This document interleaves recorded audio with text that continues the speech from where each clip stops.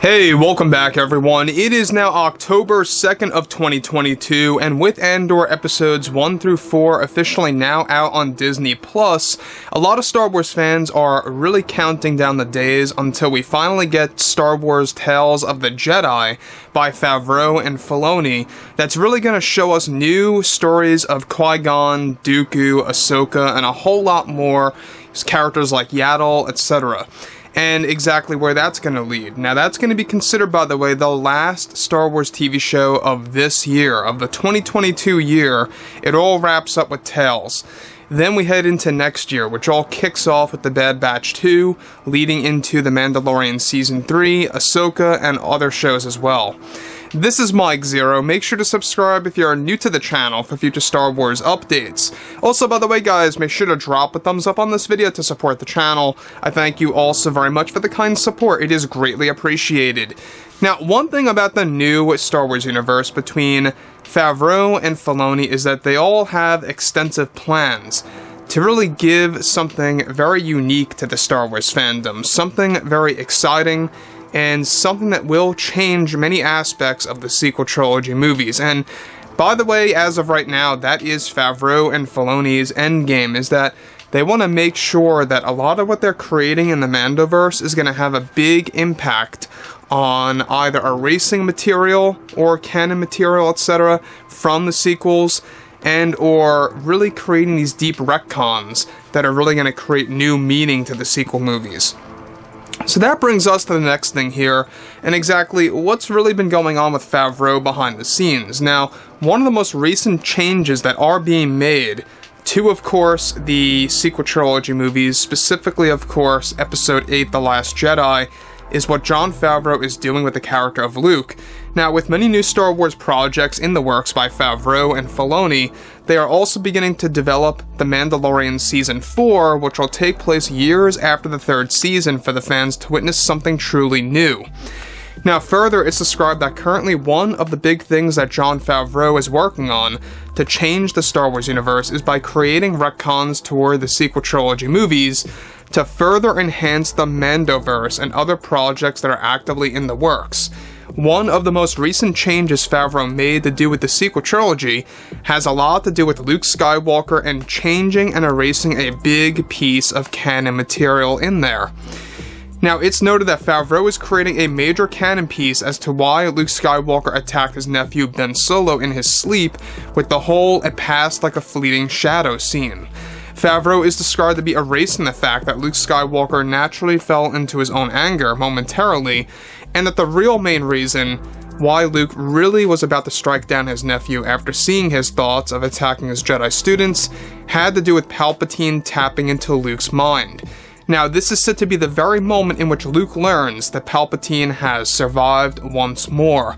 Now, let me just pause here quickly for a second. Now, Favreau is making it very much clear to the fans that he wants to change many elements of The Last Jedi, and we've gone over this before in the past, that Jon Favreau has a lot of critique over The Last Jedi, a lot of criticism, and that's why he actually joined The Mandalorian and became a part of Star Wars to begin with, is that he really wanted to create a more positive, vibe within the Star Wars community, essentially. And after The Last Jedi released back in December of 2017, the fandom was very divided. More divided than ever before, and it was just a very depressing time. And ever since then, we've seen that a lot of changes have been slowly making their way into the sequel trilogy by Favreau and Filoni. They're all going to be made final starting next year and the year after that.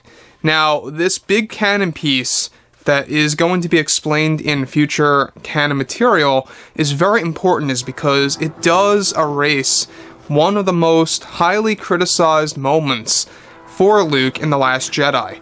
A lot of people compare the fact that Luke gave his father so many chances and really, did everything through and through to turn him to the light, and it never really made sense why he would try to strike down his nephew. So, that's why Favreau is stepping in and changing the canon lore of all of this, and he's going to be doing a lot of things like that with the other sequel trilogy movies like The Rise of Skywalker, and even elements of The Force Awakens, etc. Let me move on to the next thing here. So, on top of all of this, alright, now this is something that Jon Favreau is currently crafting into, of course, the new Star Wars canon that's going to be made final very soon. Now, the new canon in the Star Wars universe is going to be erasing many canon pieces of The Last Jedi to somewhat undo the negative aspects of that film. Now, Favreau is already working hard on that retcon that will be explained sometime next year in an unexpected way for fans. Another big change that Favreau is making toward the sequels, erasing, of course, many elements of that, is why Luke was so bitter after his temple burned down. Favreau is about to make a canon that his wife, Mara Jade, was trapped inside the burning temple when it actually got destroyed. Storyboards have already been created for this, for a new Star Wars show called Star Wars Jedi Knight that will explore different parts in Luke's life in the form of an anthology show. Now, I want to stop here real quick and just inform you guys on this if you are out of the loop. There is going to be a new Star Wars TV show called Jedi Knight. We're going to be learning more about this next year.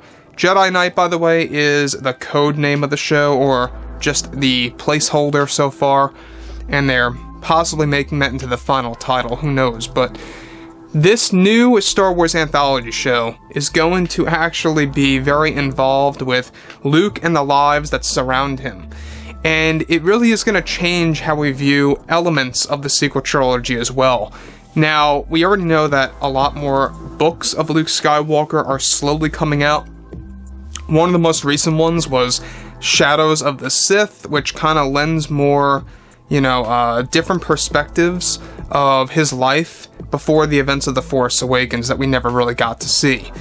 Now, given that there are already a lot of big plans being established by Favreau and Filoni, not just for these, regular retcons and erasing some canon material, but they're also planning on showcasing a lot of deleted scenes from The Rise of Skywalker and The Last Jedi, and making some of those deleted scenes canon that are actually said to be very much satisfactory for the fans that got deleted by Kathleen Kennedy.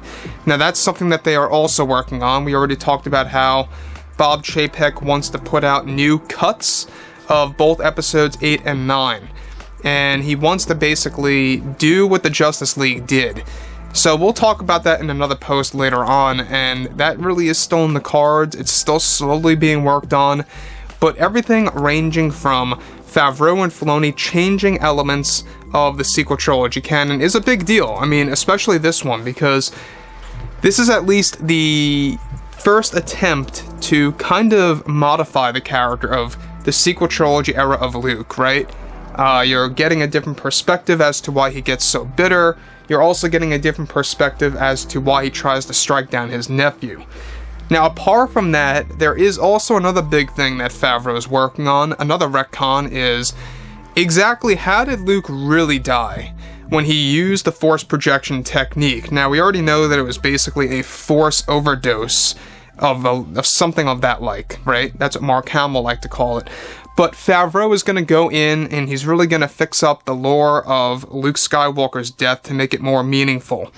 So anyways, guys, drop a comment below. Let me know what you guys have to say about all this below in the comments, and if you guys did enjoy the content for today, make sure to drop a thumbs up on this video to support the channel. I thank you all so very much for the kind support, and I'll catch you guys next time.